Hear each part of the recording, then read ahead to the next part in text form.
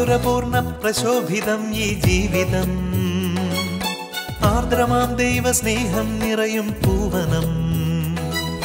മാധുരപൂർണ്ണ പ്രശോഭിതം ഈ ജീവിതം, ആർദ്രമാം ദൈവസ്നേഹം നിറയും പൂവനം.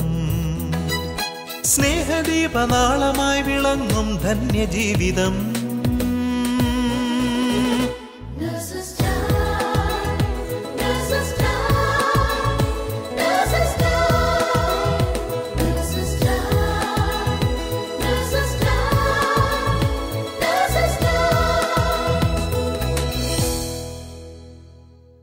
ഈശോ മിശിഹായ്ക്ക് സ്തുതിയായിരിക്കട്ടെ. മെയ് മാസ റാണിയോടുള്ള സ്നേഹത്തിൻ്റെ പ്രതീകമായ വണക്കമാസത്തിൻ്റെ ചൈതന്യം എല്ലാ കുടുംബങ്ങളിലും നിറയട്ടെ എന്ന പ്രാർത്ഥനയോടെ ഏവരെയും നേഴ്സസ് ടൈമിലേക്ക് സ്വാഗതം ചെയ്യുന്നു. മെയ് മാസത്തിലെ വണക്കമാസം തുടങ്ങിയിട്ട് ഒരാഴ്ച പിന്നിട്ടു. പണ്ടൊക്കെ വീടുകളിൽ എന്തൊരു സന്തോഷമായിരുന്നു. മെയ് 1-ാം തീയതി മുതൽ പരിശുദ്ധ ദൈവമാതാവിൻ്റെ തിരുസ്വരൂപം പൂക്കളാൽ അലങ്കരിച്ച് ദിവസവും കുടുംബം ഒന്നാകെ പരിശുദ്ധ ദൈവമാതാവിൻ്റെ വണക്കമാസ പ്രാർത്ഥനകൾ ചൊല്ലി, പിന്നീട് മെയ് 31-ാം തീയതി പായസവും ചെറിയ സദ്യയുമൊക്കെയായി മാതാവിൻ്റെ തിരുനാൾ ആഘോഷിച്ചിരുന്ന ഒരു കാലം. ഈ കാര്യങ്ങളൊക്കെ ഇന്നും നമുക്ക് ചെയ്യാവുന്നതേ ഉള്ളൂ. കാരണം കാര്യങ്ങൾ കേട്ട് മനസ്സിലാക്കുന്നതിലുപരിയായി കണ്ടു മനസ്സിലാക്കുകയും അത് പാലിക്കുകയും ചെയ്യുന്നവരാണ് നമ്മുടെ മക്കൾ. ഇങ്ങനെ പുതിയ തലമുറയിലേക്കും നമുക്ക് ഈ മരിയഭക്തി പകർന്നു കൊടുക്കാം. അങ്ങനെ പരിശുദ്ധ ദൈവമാതാവ് എന്നും നമ്മുടെ മധ്യസ്ഥയായിരിക്കട്ടെ എന്ന് പ്രാർത്ഥിക്കുന്നു. ഇപ്പോൾ നമുക്ക് അലൈൻ നഴ്സസ് മിനിസ്ട്രിയിലെ സഹോദരിമാരുടെ ദൈവാനുഭവം ശ്രവിക്കാം.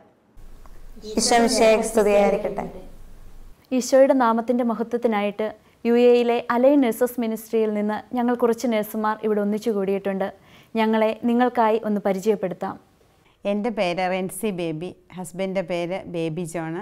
ഞങ്ങൾ 15 വർഷമായിട്ട് അലൈനിൽ കുടുംബമായിട്ട് താമസിക്കുന്നു. ഞങ്ങൾക്ക് 2 കുട്ടികളുണ്ട്, ഒരു മോനും ഒരു മോളും. എൻ്റെ പേര് മിഥു ആൻ്റണി, എൻ്റെ ഹസ്ബൻഡിൻ്റെ പേര് അരുൺ വർഗീസ്, ഒരു മോനുണ്ട്.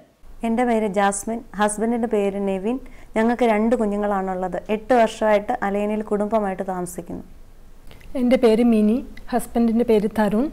ഞങ്ങൾക്ക് 2 മക്കളാണുള്ളത്. 10 വർഷമായിട്ട് അലൈനിൽ ഒരുമിച്ച് ഞങ്ങൾ താമസിക്കുന്നു. വിശുദ്ധ യോഹന്നാൻ്റെ സുവിശേഷം 6-ാം അധ്യായം 44-ാം തിരുവചനം ഇപ്രകാരം പറയുന്നുണ്ട്: എന്നെ അയച്ച പിതാവ് ആകർഷിച്ചാൽ അല്ലാതെ ആർക്കും എൻ്റെ അടുക്കൽ വരുവാനായിട്ട് സാധിക്കുകയില്ല. ഞാൻ വിശ്വസിക്കുന്നു നമുക്ക് അനുഗ്രഹിച്ച് കിട്ടിയ ഒരു മിനിസ്ട്രിയാണ് നമ്മുടെ നഴ്സസ് മിനിസ്ട്രി. ആത്മീയമായിട്ട് വളരുവാനായിട്ട് മിനിസ്ട്രി നമ്മളെ ഒരുപാട് സഹായിച്ചിട്ടുണ്ട്.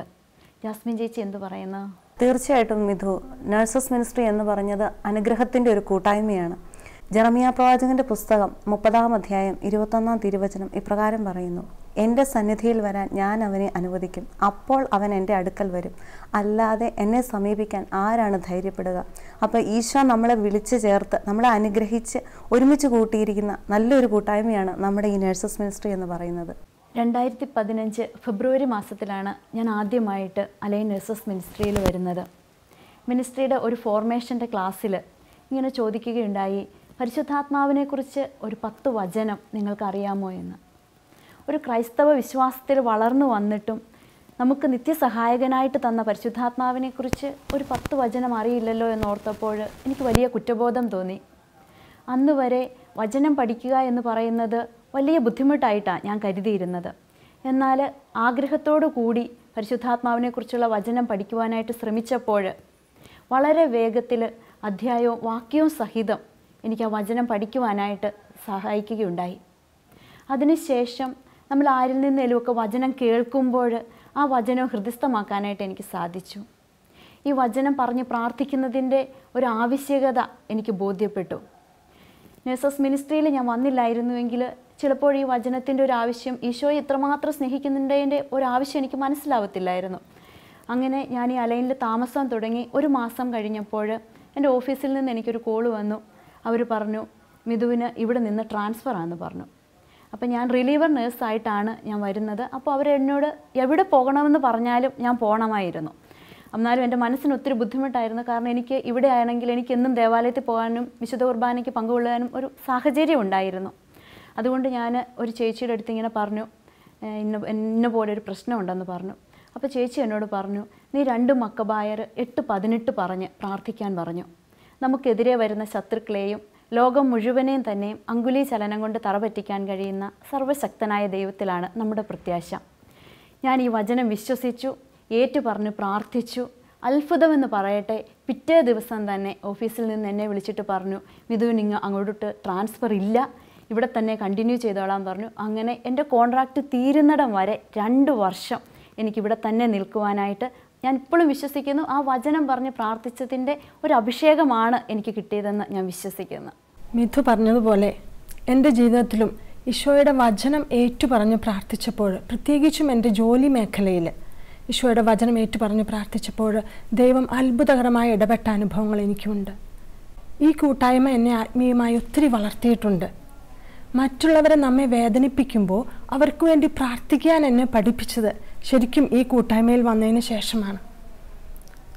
എന്നെ സ്വാധീനിച്ച മറ്റൊരു കാര്യം, ഒത്തിരി സഹോദരിമാർ നമ്മുടെ അലൈൻ നഴ്സസ് മിനിസ്ട്രിയിൽ മാത്രമല്ല, UAE മറ്റു എമിറേറ്റ്സിലുമുള്ള നഴ്സസ് മിനിസ്ട്രിയിലുള്ള സഹോദരിമാർ അവരുടെ സമയവും അവരുടെ കഴിവും എല്ലാം ഈശോയ്ക്ക് വേണ്ടി വില കൊടുത്ത് ഓടുന്നത് കണ്ടപ്പോൾ, പലപ്പോഴും എൻ്റെ ജീവിതത്തിലാണെങ്കിലും ചെറിയ സഹനങ്ങളിൽ ഞാൻ പിന്നോട്ട് പോകുമ്പോൾ ശരിക്കും എന്നെ ഈ സഹോദരിമാരെ ഞാൻ ഓർക്കുമ്പോൾ എനിക്ക് ഒരിക്കലും പിന്നോട്ട് പോകാൻ തോന്നിയിട്ടില്ല. എനിക്ക് മുന്നോട്ട്, കാരണം അവർ ആ സഹനങ്ങളിൽ നിന്നുകൊണ്ട് ഈശോയ്ക്ക് വേണ്ടി ഓടുന്നത് കാണുമ്പോൾ, അവരുടെ ജീവിതത്തെ ഈശോ ക്രമപ്പെടുത്തുന്നത് കണ്ടപ്പോൾ എനിക്കതൊരു വലിയ പ്രചോദനമായിട്ടുണ്ട്. അതുമാത്രമല്ല, നമുക്ക് ഒത്തിരി ഫോർമേഷൻ ക്ലാസ്സുകൾ കിട്ടുന്നുണ്ട്. നമ്മൾ മാത്രമേ ആ ഫോർമേഷൻ ക്ലാസ്സിന് പോകുന്നുള്ളൂ. പക്ഷേ ആ ഫോർമേഷൻ ക്ലാസ്സിൽ നമ്മെ ഫോം ചെയ്യുന്നതിലും കൂടുതൽ അതുപോലെ തന്നെ നമ്മുടെ കുടുംബത്തെയും അത് ഫോം ചെയ്യുന്നുണ്ടെന്നുള്ളത് എനിക്ക് ശരിക്കും അനുഭവമാണ്. ആ ഫോർമേഷൻ ക്ലാസ്സിൽ നിന്നും കിട്ടുന്ന നല്ല സന്ദേശങ്ങൾ, നല്ല ആശയങ്ങൾ നമ്മൾ ജീവിത പങ്കാളി മക്കളുമായിട്ടൊക്കെ പങ്കിടുമ്പോൾ അവർ വളരെ സന്തോഷത്തോടു കൂടി അത് ഏറ്റെടുക്കുന്നത് എനിക്ക് അനുഭവം ഉണ്ടായിട്ടുണ്ട്. എൻ്റെ ജീവിത പങ്കാളിയാണെങ്കിലും അലൈനിലെ ഇടവകയിലെ പ്രാർത്ഥനാ കൂട്ടായ്മയോട് സജീവമായിട്ട് മുന്നോട്ട് പോകുന്ന വ്യക്തിയാണ്. അപ്പോൾ ഞങ്ങൾ 2 പേരും കൂടി ഇങ്ങനെ ഈ കൂട്ടായ്മയോട് ചേർന്ന് പോകുമ്പോൾ മിക്കപ്പോഴും തന്നെ മക്കളുടെ പഠന കാര്യത്തിലൊന്നും അവരുടെ കൂടെ ഇരിക്കാനൊന്നും പറ്റിയിട്ടില്ല. എൻ്റെ ഒത്തിരി ഫ്രണ്ട്സ് എന്നോട് ചോദിച്ചിട്ടുണ്ട്, എങ്ങനെ നിൻ്റെ മക്കളൊക്കെ പഠിക്കുന്നു? ഞാനപ്പോൾ പറയും, ഈശോ അവരെ പഠിപ്പിക്കും. അപ്പോൾ ഒരു സഹോദരൻ ഒരു ദിവസം തമാശയ്ക്ക് വന്ന് എന്നോട് പറഞ്ഞു, നിങ്ങൾ 2 പേരും കൂടി ഇങ്ങനെ അങ്ങ് നടന്നോ, മക്കളുടെ കാര്യം ഒന്നും നോക്കണ്ട. അപ്പോൾ ഞാൻ സ്നേഹത്തോടു കൂടി ആ സഹോദരനോട് പറഞ്ഞു, ഞങ്ങൾ ഈശോയ്ക്ക് വേണ്ടിയാണ് നടക്കുന്നതെങ്കിൽ ഞങ്ങളുടെ മക്കളുടെ കാര്യം ഈശോ നടത്തും, അവരെ ഓർത്ത് ഒരിക്കലും ലജ്ജിക്കേണ്ട വരില്ല എന്ന് ഞാൻ ആ മകനോട് പറഞ്ഞു. അതിനൊരു സാക്ഷ്യം എന്നോണം കഴിഞ്ഞ വർഷം മോള് 10th ഗ്രേഡിൻ്റെ റിസൾട്ട് വന്നപ്പോൾ ഞങ്ങൾ ആഗ്രഹിച്ചതിലും കൂടുതലായിട്ട് എൻ്റെ മോൾക്ക് നല്ല മാർക്ക് കിട്ടി. എൻ്റെ മോളുടെ കാര്യം പറയുകയാണെങ്കിൽ അവൾ ഒത്തിരി സഹിച്ചൊരു കുഞ്ഞായിരുന്നു. 2.5 വയസ്സ് മുതൽ 4.5 വയസ്സ് വരെ അവളുടെ ബുദ്ധിയെ ബാധിക്കുന്ന തരത്തിലുള്ള ഒരു അഗാവസ്ഥയിലൂടെ കടന്നു പോയിരുന്നു. ആ സമയത്തും ഈശോയുടെ കാരുണ്യം, ഈശോയുടെ വചനമാണ് എൻ്റെ കുഞ്ഞിനെ സൗഖ്യപ്പെടുത്തിയത്. അപ്പോൾ എനിക്ക് ഇത്രയേ പറയാനുള്ളൂ, നമ്മൾ ഈശോയ്ക്ക് വേണ്ടി നടക്കുമ്പോൾ നമ്മുടെ കുടുംബത്തിൻ്റെ കാര്യങ്ങളൊക്കെ ഈശോ നടത്തും. ജീവിതമാണ്, ജീവിതത്തിൽ സുഖവും ദുഃഖവും വിഷമങ്ങളും ഒക്കെ ഉണ്ടാവും. ആ സഹനങ്ങളിൽ കൂടെ നിന്നുകൊണ്ട് നമ്മൾ ഈശോയ്ക്ക് വേണ്ടി നടക്കുമ്പോൾ ഈശോ നമ്മുടെ കൂടെ നടക്കും. കാരണം വചനം പറയുന്നു, യാക്കോബ് ശ്ലീഹായുടെ ലേഖനം 4-ാം അധ്യായം 8-ാം വചനം പറയുന്നു, ദൈവത്തോട് ചേർന്ന് നിൽക്കുവിൻ, അവിടുന്ന് നിങ്ങളോടും ചേർന്ന് നിൽക്കും. അപ്പോൾ ആ കൂട്ടായ്മയോട് കൂടെ, ഈശോയുടെ കൂടെ ഇങ്ങനെയുള്ള കൂട്ടായ്മകൾ ചേർന്ന് പോകുമ്പോൾ അതിൻ്റെ കൃപ നമുക്ക് നമ്മുടെ കുടുംബങ്ങളിലോട്ട് ശരിക്കും ലഭിക്കുന്നുണ്ട്. തീർച്ചയായിട്ടും മിനി പറഞ്ഞില്ലേ, നമ്മൾ കൂട്ടായ്മ പ്രാർത്ഥിക്കുമ്പോൾ നമ്മൾ 2 കോടി നേഴ്സുമാർ അവരുടെ കുടുംബത്തിനും വേണ്ടിയല്ലേ പ്രാർത്ഥിക്കുന്നത്. അപ്പം തീർച്ചയായിട്ടും നമുക്ക് അനുഗ്രഹം കിട്ടും. അതുപോലെ തന്നെ ജോലി മേഖലയിൽ പരിശുദ്ധാത്മാവിനോട് പ്രാർത്ഥിച്ചതിൻ്റെ ഫലമായിട്ട് ഒരു അനുഭവം ഞാൻ പറയട്ടെ. ഞാൻ എന്നും രാവിലെ എഴുന്നേറ്റ് കൊന്ത ചൊല്ലി പ്രാർത്ഥിച്ചിട്ട് ആണ് ജോലിക്ക് പോകുന്നത്. അപ്പോൾ ജോലിക്ക് ചെന്ന് കഴിഞ്ഞാൽ ഉടനെ തന്നെ ഡ്യൂട്ടി തുടങ്ങുന്നതിന് മുമ്പ് ഞാൻ എല്ലാ രോഗികളെയും, എനിക്കിന്ന് ലഭിക്കാൻ പോകുന്ന എല്ലാ രോഗികളെയും, പിന്നെ സഹപ്രവർത്തകരെയും ഡോക്ടേഴ്സിനെയും എല്ലാം പരിശുദ്ധാത്മാവുകൊണ്ട് നിറയ്ക്കണേ എന്ന് പ്രാർത്ഥിച്ചിട്ടാണ് ഡ്യൂട്ടി തുടങ്ങാൻ പോകുന്നത്.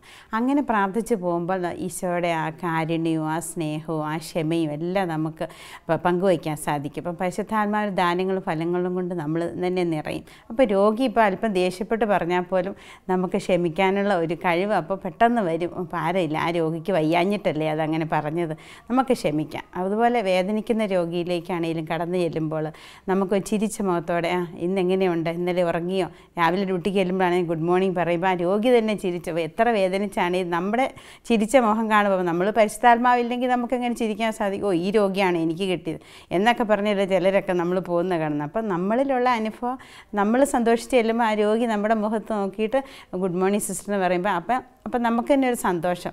അപ്പം നമ്മളെ ഉടനീളം നമ്മുടെ ജോലിയിൽ പരിശുദ്ധാത്മാവ് നയിക്കുന്നതായിട്ടുള്ള അനുഭവം. പിന്നെ ഒരു കാര്യം, എനിക്കൊരു ദിവസം രാത്രി ജോലിയായിരുന്നു. അപ്പം പിന്നെ 2 രോഗികളെന്ന് പറഞ്ഞാൽ ഇച്ചിരി വ്യത്യാസമായിരുന്നു.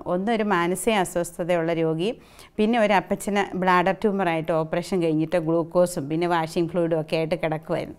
അപ്പോൾ ആദ്യം അപ്പച്ചന് ഒരു 12:30 ഒക്കെ ആയപ്പോൾ ഞാൻ മരുന്നൊക്കെ കൊടുത്ത് എഴുന്നേക്കല്ല, ഇന്ന് ഓപ്പറേഷൻ ചെയ്തേ ഉള്ളൂ, ചിലപ്പോൾ വീഴാനിടയുണ്ട് എന്നൊക്കെ പറഞ്ഞ് എല്ലാം സാന്ത്വനപ്പെടുത്തി. മോനും കൂടെയുണ്ട്. അപ്പോൾ ഞാൻ അങ്ങനെയൊക്കെ പറഞ്ഞിട്ട് ഞാൻ പോയി. എന്നിട്ട് എനിക്ക് എഴുതാനുള്ളതൊക്കെ ഞാനിരുന്ന് എഴുതുക.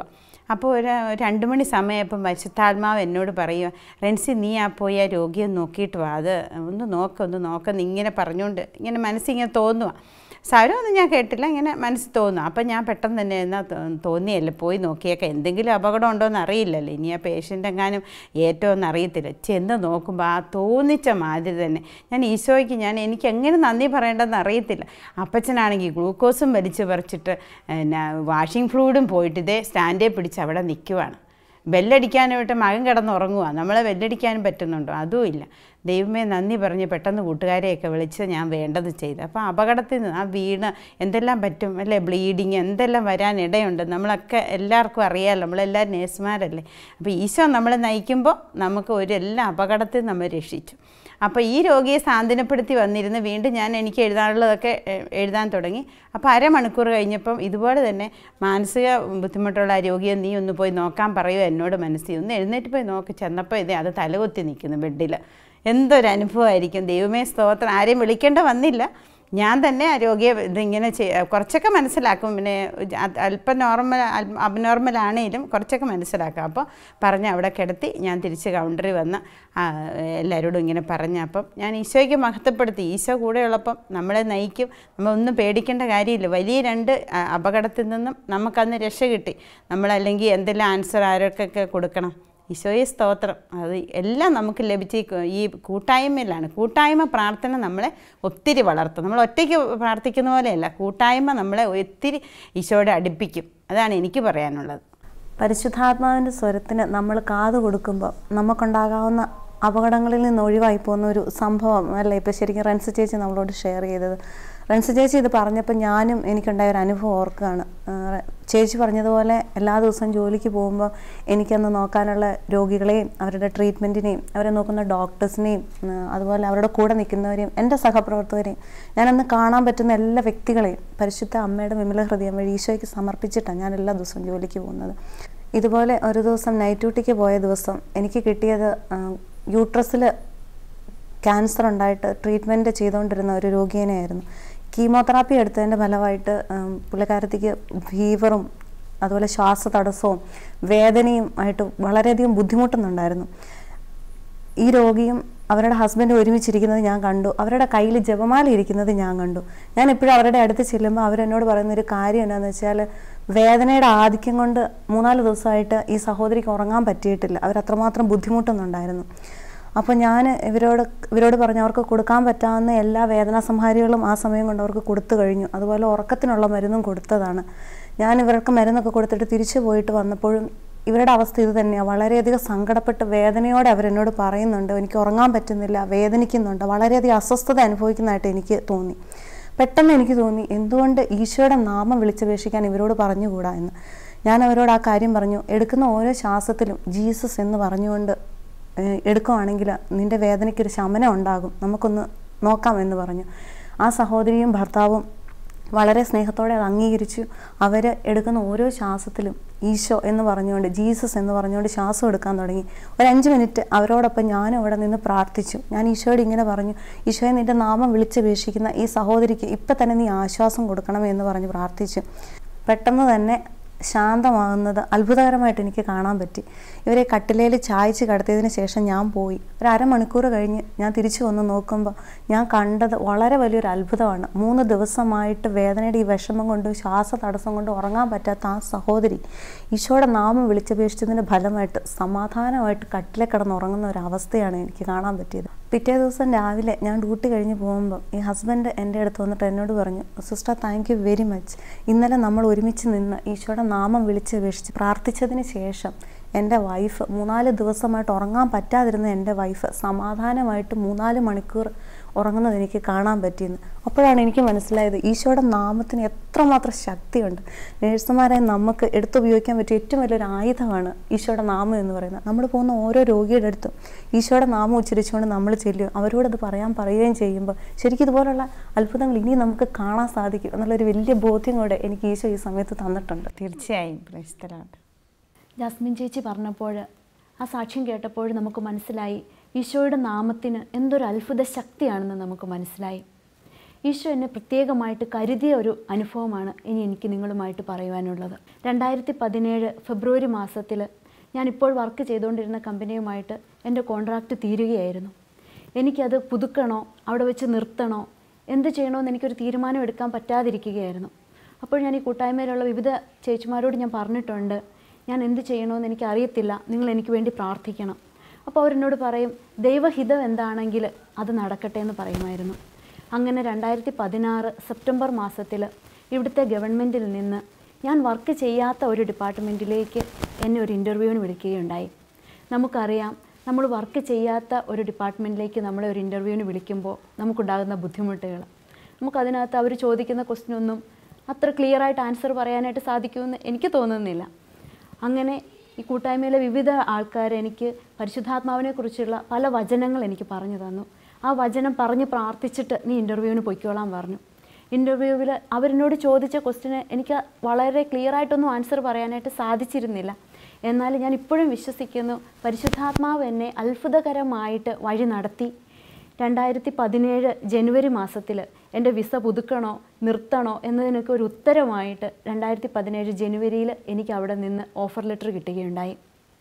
ഞാൻ എൻ്റെ ഓഫർ ലെറ്ററൊക്കെ വാങ്ങി ഈശോയ്ക്ക് ഒത്തിരി നന്ദി പറഞ്ഞ് ഞാൻ റെസിഗ്നേഷൻ വെച്ചിട്ട് ഞാൻ എൻ്റെ ഓഫീസിൽ അതിൻ്റെ ഫൈനൽ പേപ്പറുകളൊക്കെ സൈൻ ചെയ്യാനായിട്ട് ചെന്നപ്പോഴാണ് ഈശോ എത്രമാത്രം എന്നെ കരുതിയെന്ന് എനിക്ക് മനസ്സിലാവുന്നത്. കാരണം ഞങ്ങൾ 27 സ്റ്റാഫായിരുന്നു ഞങ്ങളുടെ ഒരു കമ്പനിയിലുണ്ടായിരുന്നത്.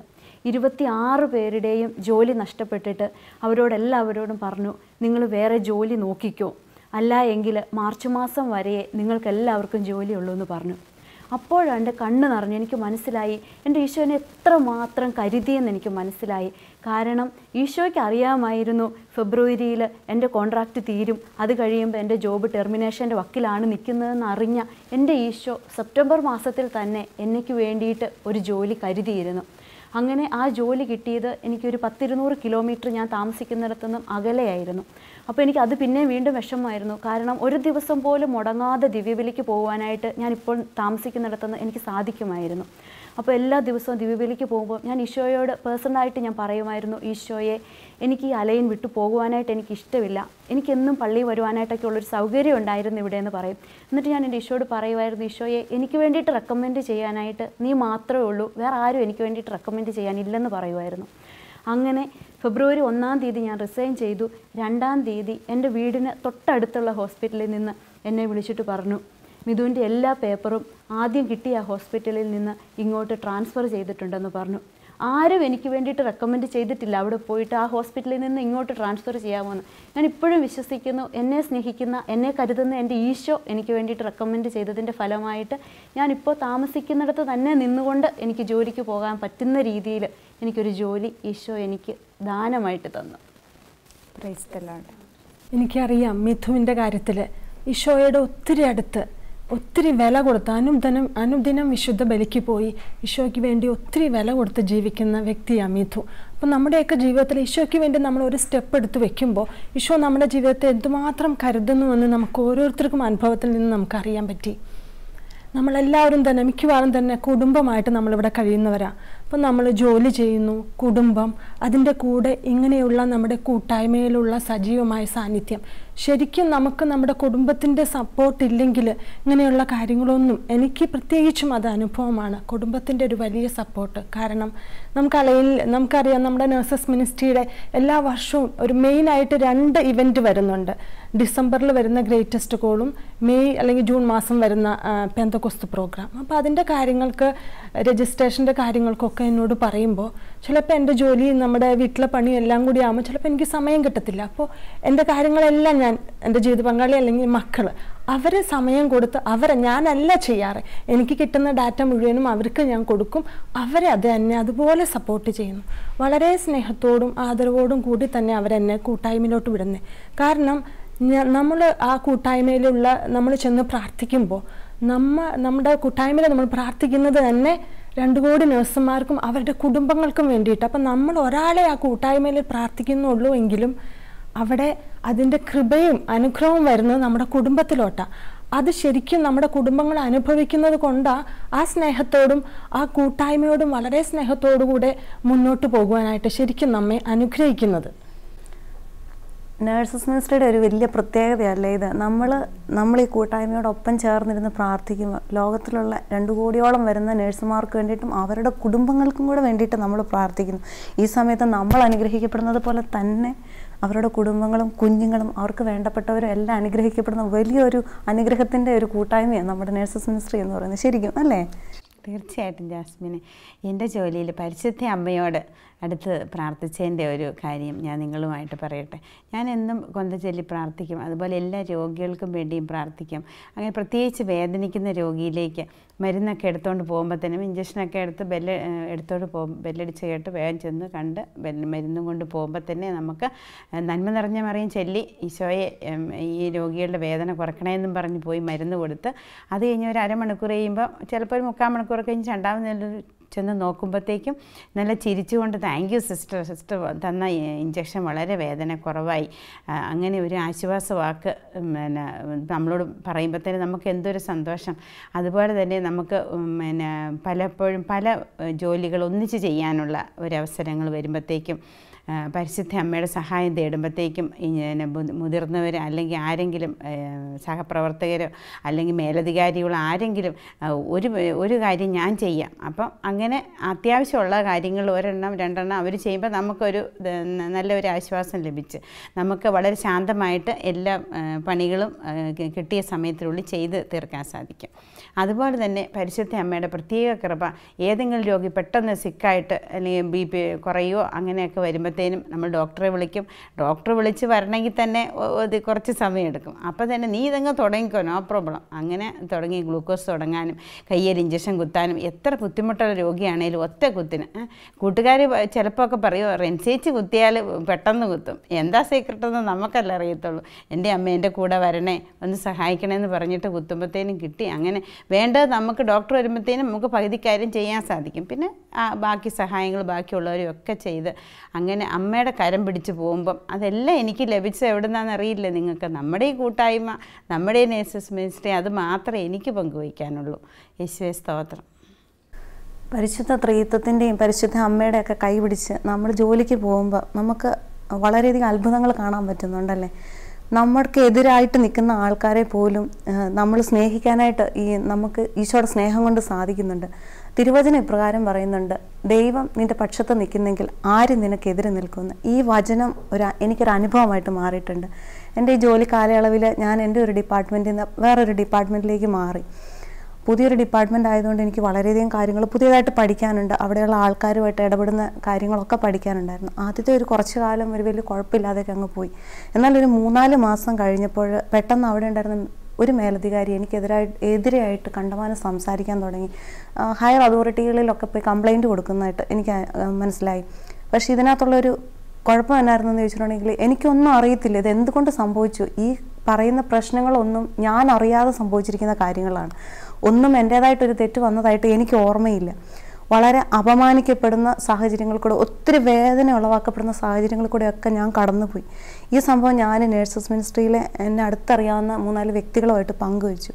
അപ്പം ഞങ്ങൾ ഒരുമിച്ച് പ്രാർത്ഥിക്കുമായിരുന്നു. അതുപോലെ ഞാൻ എപ്പോഴും പറഞ്ഞ് പ്രാർത്ഥിക്കുന്നൊരു വചനമായിരുന്നു യേശയ്യാ പ്രവാചകൻ്റെ പുസ്തകം 54-ാം അധ്യായം 17-ാം തിരുവചനം. ഇങ്ങനെ പറയുന്നു, കർത്താവ് അരുളി ചെയ്യുന്നു, നിന്നെ ഉപദ്രവിക്കാനുണ്ടാക്കിയ ഒരായുധവും ഫലപ്രദമാവുകയില്ല. നിനക്കെതിരെ വിധി പ്രസ്താവിക്കുന്ന എല്ലാ നാവുകളെയും ഞാൻ ഖണ്ഡിക്കും. കർത്താവിൻ്റെ ദാസരുടെ പൈതൃകവും എൻ്റെ നീതി നടത്തലുമാണ് ഇത്. ഈ വചനം എല്ലാ ദിവസവും ഞാൻ ഏറ്റുപറഞ്ഞ് പ്രാർത്ഥിക്കുമായിരുന്നു.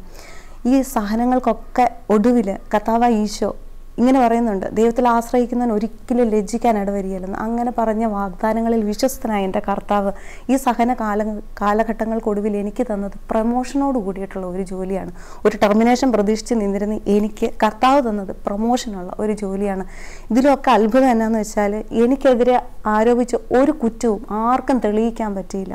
അപ്പോൾ ഈശോ നമ്മളോട് പറയുന്നില്ലേ, സ്വർണം അഗ്നിശുദ്ധി ചെയ്തെടുക്കപ്പെടുന്നത് പോലെ നമ്മളെ സഹനങ്ങളിൽ കൂടെ ദൈവം നടത്തുമ്പോൾ നമുക്ക് മുന്നിലൊരു നല്ല ഫ്യൂച്ചർ കണ്ടിട്ടാണ് ദൈവം നമ്മളെ നടത്തുന്നത്. പിന്നെ എനിക്ക് വലിയൊരു ബോധ്യം ഉണ്ടായി, ഈ കാലഘട്ടങ്ങളിൽ കൂടെ എന്നെ നടത്തിയതും ഈ ഡിപ്പാർട്ട്മെൻറ്റിൽ കൊണ്ട് എന്നെ ഇട്ടതും എൻ്റെ ഈ പുതിയ ജോലിക്ക് വേണ്ടിയിട്ട് ഈശോ എന്നെ പ്രിപ്പയർ ചെയ്തു എന്നുള്ള അതും എനിക്ക് ഈ സംഭവങ്ങളൊക്കെ കഴിഞ്ഞപ്പോഴാണ് മനസ്സിലായത്. ഈ തിരുവചനം ഇപ്രകാരം പറയുന്നു, തന്നെ സ്നേഹിക്കുന്നവർക്ക് അവിടുത്തെ പദ്ധതി അനുസരിച്ച് വിളിക്കപ്പെട്ടവർക്ക് സകലതും നന്മയ്ക്കായിട്ട് പരിണമിപ്പിക്കുന്നു. ഈ വലിയ അനുഭവം ബോധ്യം എൻ്റെ ഈശോ ഈ കാലഘട്ടങ്ങളിൽ കൂടെ ഞാൻ കടന്നു പോയപ്പോൾ എനിക്ക് തന്നു.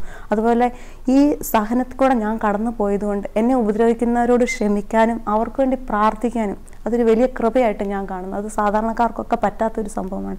ദൈവത്തോട് നമ്മൾ ചേർന്ന് നിൽക്കുമ്പം നമ്മൾ അവിടുന്ന് എത്രമാത്രം കരുതുന്നു. നമ്മുടെ ശത്രുക്കളുടെ മുന്നേ പോലും വിജയം കാണാനായിട്ട് കർത്താവ് നമ്മളെ അനുഗ്രഹിക്കും. ഇങ്ങനെ ഒരു വലിയ അനുഭവ സാക്ഷ്യം കൂടെ എനിക്ക് പങ്കുവയ്ക്കാനുണ്ട്. ഹെബ്രായക്കാർക്ക് എഴുതിയ ലേഖനം 4-ാം അധ്യായം 12-ാം തിരുവചനം ഇപ്രകാരം പറയുന്നുണ്ട്, ദൈവത്തിൻ്റെ വചനം സജീവവും ഊർജ്ജസ്വലവുമാണ്. സജീവനായ ദൈവത്തിൻ്റെ ജീവിക്കുന്ന വചനം ഉപയോഗിച്ച് നാം പ്രാർത്ഥിച്ചപ്പോൾ നമുക്ക് ലഭിച്ച അനുഗ്രഹങ്ങളാണ് നമ്മളിവിടെ പങ്കുവച്ചത്. ഈശോയുടെ കരുതലും സ്നേഹവും ലോകമെമ്പാടുമുള്ള നഴ്സുമാർ അറിയുവാനും ദൈവത്തിൻ്റെ വചനം ഉപയോഗിച്ച് പ്രാർത്ഥിക്കുവാനും അവരെ പ്രാപ്തരാക്കണമേ എന്ന് നമുക്ക് ഈ നിമിഷം പ്രാർത്ഥിക്കാം. ഈശോമിശിഹായ്ക്ക് സ്തുതിയായിരിക്കട്ടെ.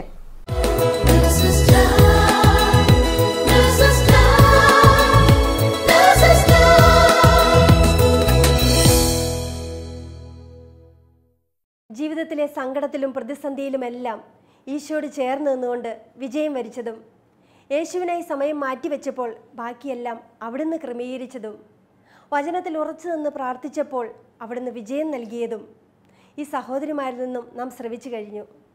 ലോകമെമ്പാടുമുള്ളവരിലേക്കായി ഈശോയുടെ സ്നേഹം പകർന്നു കൊടുക്കുവാൻ നിയോഗിക്കപ്പെട്ടവരാണ് നാം ഓരോരുത്തരും. അത് എപ്പോഴും നമ്മുടെ ചിന്തയിലുണ്ടാവണം. ഇനി മറ്റൊരു സന്തോഷ വാർത്ത കൂടി നിങ്ങളെ അറിയിക്കുവാനുണ്ട്. ഫാത്തിമയിൽ പരിശുദ്ധ അമ്മ പ്രത്യക്ഷപ്പെട്ടതിൻ്റെ 100-ാം വാർഷികം ആഘോഷിക്കുന്ന മെയ് 13-ാം തീയതി ഷാർജയിലെ സെൻറ് മൈക്കിൾസ് ദേവാലയത്തിൽ വെച്ച് അഭിവന്ദ്യ പോൾ ഹിൻഡർ പിതാവ് നഴ്സസ് മിനിസ്ട്രിയെ ഔദ്യോഗികമായി പരിശുദ്ധ അമ്മയുടെ വിമല ഹൃദയത്തിലേക്ക് പ്രതിഷ്ഠിക്കുന്നു. അതിനായി 33 ദിവസത്തെ ഒരുക്ക പ്രാർത്ഥന ഏപ്രിൽ 10-ന് ആരംഭിച്ചു കഴിഞ്ഞു.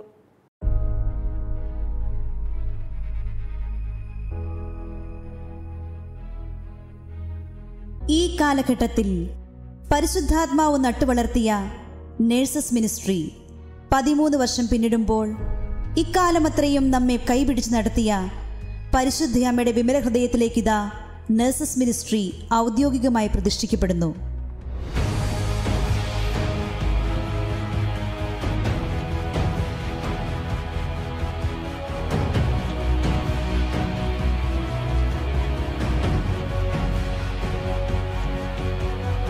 ഫാത്തിമയിൽ പരിശുദ്ധ അമ്മ പ്രത്യക്ഷപ്പെട്ടിട്ട് 100 വർഷം തികയുന്ന മെയ് 13-ന് അഭിവന്ദ്യ പോൾ ഹിൻഡർ പിതാവ് ഷാർജ സെന്റ് മൈക്കിൾസ് ദേവാലയത്തിൽ വെച്ച് ലോകമെമ്പാടുമുള്ള നഴ്സുമാരെയും അവരുടെ കുടുംബത്തെയും പരിശുദ്ധ അമ്മയുടെ വിമല ഹൃദയത്തിലേക്ക് പ്രതിഷ്ഠിക്കുന്നു.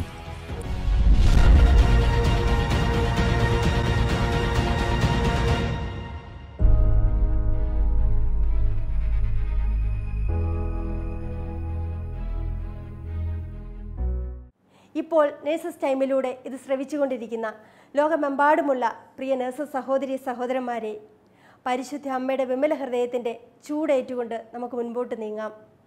അതിനായി ലോകമെമ്പാടുമുള്ള എല്ലാ നേഴ്സുമാരെയും അവരുടെ കുടുംബത്തെയും പരിശുദ്ധ അമ്മയുടെ വിമല ഹൃദയം വഴി ഈശോയ്ക്ക് സമർപ്പിച്ചുകൊണ്ട് നമുക്ക് പ്രാർത്ഥിക്കാം. ഓരോ നേഴ്സും ഒരു വിശുദ്ധനായി തീരട്ടെ, ഒരു വിശുദ്ധയായി തീരട്ടെ. ദൈവമാതാവും ഞങ്ങളുടെ അമ്മയുമായ കന്യകാമറിയമേ, ഫാത്തിമാനാഥേ, എന്നെയും എൻ്റെ കുടുംബത്തെയും തിരുസഭയെയും മാനവകുലത്തെയും ലോകമെമ്പാടുമുള്ള നേഴ്സുമാരെയും അങ്ങേ വിമല ഹൃദയത്തിന് പ്രതിഷ്ഠിക്കുന്നു. അങ്ങേ ശക്തിയുള്ള സംരക്ഷണത്തിൽ ഞങ്ങളെ കാത്തുകൊള്ളണമേ. അങ്ങ് ഞങ്ങളുടെ നാഥയും സംരക്ഷകയുമാകണമേ.